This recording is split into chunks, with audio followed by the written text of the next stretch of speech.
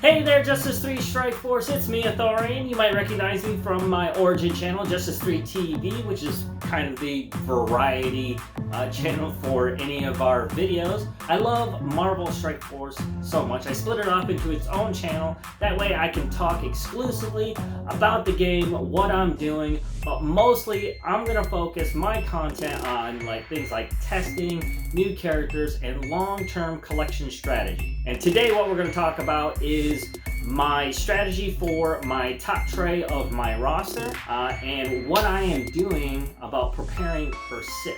So without further ado, let's get to it. I have a tendency to ramble on, so gotta cut this out right here.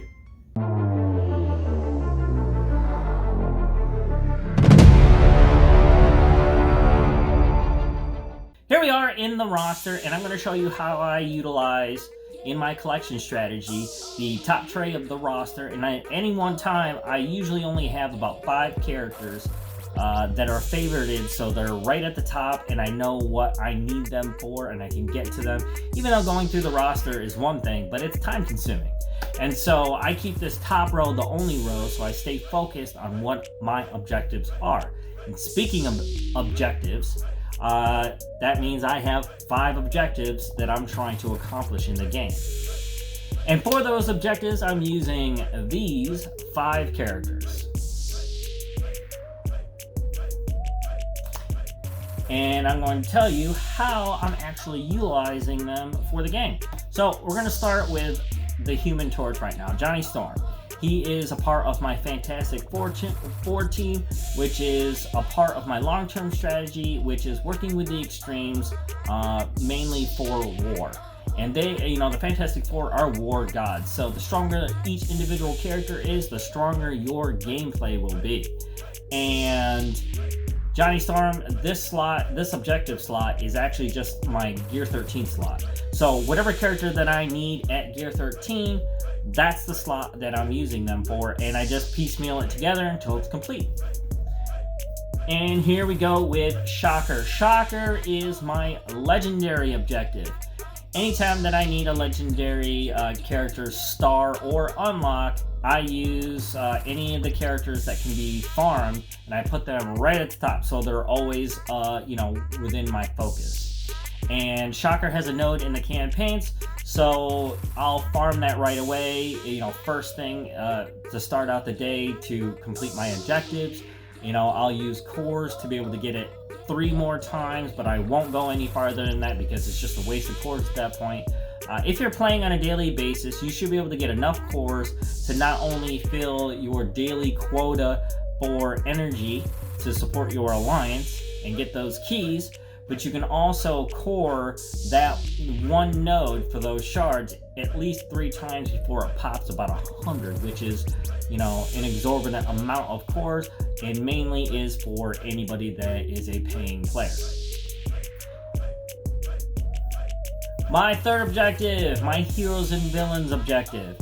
And I use the shield medic for this. Now, normally after all those characters are gone, I will need 2 characters for this, but the shield medic gets me my daily requirement for 3 hero nodes and 3 villain nodes at a very cheap energy cost.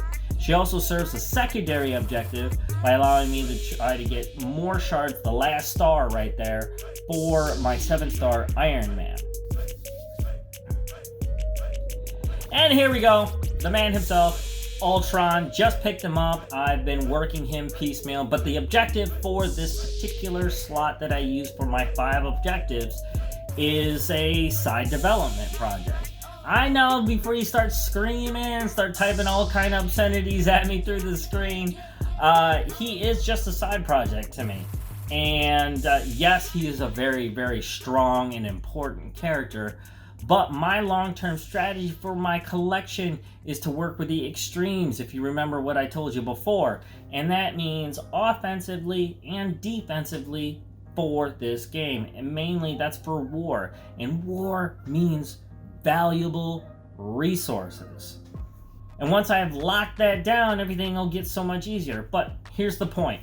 Now, with the side character, the 2 major things that you need to develop any new character in this game is obviously the gold, And I got that on lock because I just finished up the second round of Ultron, so I'm almost at 10 million gold, but I'm gathering resources for a new character that we're going to get to in here in just a second.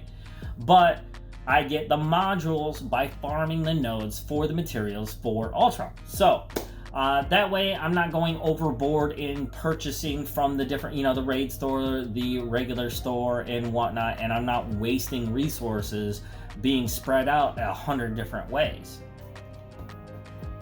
But here's one of the main reasons why Ultron right now is a side development character, because I have a new main development character that needs to take place in this objective. Now, it's not just Sif or any gray head that pops up in the roster. It's actually any character that I need to fill a slot on a particular team. For instance, once all this is actually taken care of and I'm already working on my full Asgardian team, which I call version 2.0, see any of the descriptions for like test videos and things like that, and it'll explain to you how I handle those versions. But once that's done, I am looking further into the future with Black Bolt and Yo-Yo coming in as Inhumans and figuring out where they need to go.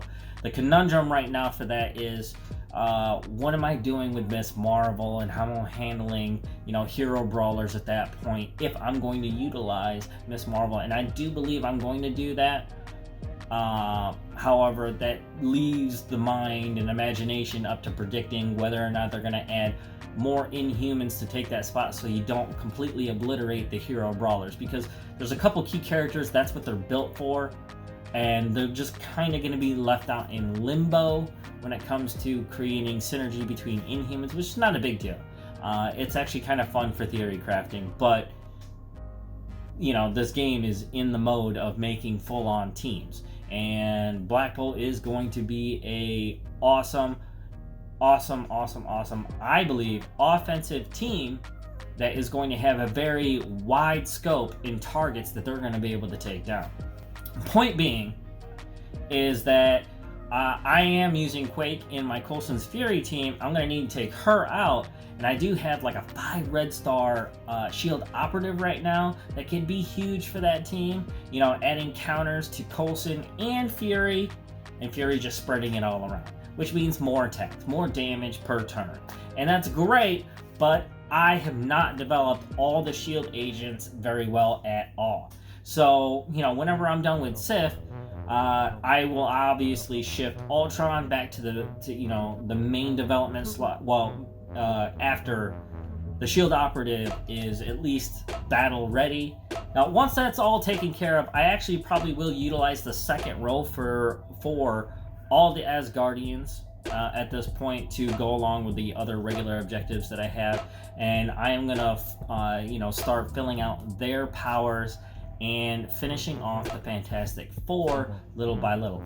I'm still kind of flipping a coin on whether I want to go full defense, because wasted attacks in war is a big advantage when it comes to being able to win early and clearing the entire base. So they just announced the other day that Sif is coming soon, and whenever they do something like that, you got to take note of the environment to be able to foresee whenever they're going to drop. Obviously, it's going to be within the next 30 days of whenever they actually announce that. It's usually within the first 14. And since Heimdall's event actually starts this Friday, they will most likely, this is what I would do. I would drop Sif down on Tuesday at 7 p.m. for an offer on that day. She's clearly going to be a Blitz character unlock, because one, if it's either 310 means that's going to be a legendary, obviously, a 5-star legendary unlock, like Black Bolt is, if you want to go down and look at his gray head. And then at 45, you're talking either a character event or a Blitz. And since Heimdall's got the character event, I highly doubt that they're gonna double decker character events with Sif. So Sif's definitely going to be a Blitz character, and that is going to be one massive Blitz. You guys had better have your roster optimized and ready to go for that. They've gotten to a really good, predictable, solid system on how they want to make the most money out of rolling out their brand new characters. So, and I believe, the best estimate is that this Tuesday at 7 p.m. Sif's character offer will drop. I still have no idea when they're going to do the blitz. I mean, brand new character blitzes have been rolling through, at least for this month, at least once a week. You know, we've had, you know, Mr. Sinister drop, and then Strife drop, and now we've got Sif dropping. I'm starting to feel like on a weekly basis that Thursday, Friday, Saturday, Sunday rollout for Blitz is going to have a brand new character every single week now. I really doubt they're going to give that pattern a break because it feels like it's pretty successful. So I got a thing coming up that might be a special treat for you guys. Hopefully I can get it done. I am a good modeler, texture, digital artist, so I thought in the game we all have these favorite characters or teams that we would always want to see in the game, and you know, I can make that happen. So I'm coming up with a Marvel Strike Force fantasy draft for you guys. So every time I make a video, definitely start putting comments down on characters you want to see, who you want to see them with, their entire kits if you got them. Send me links, anything that you want down in the comments below.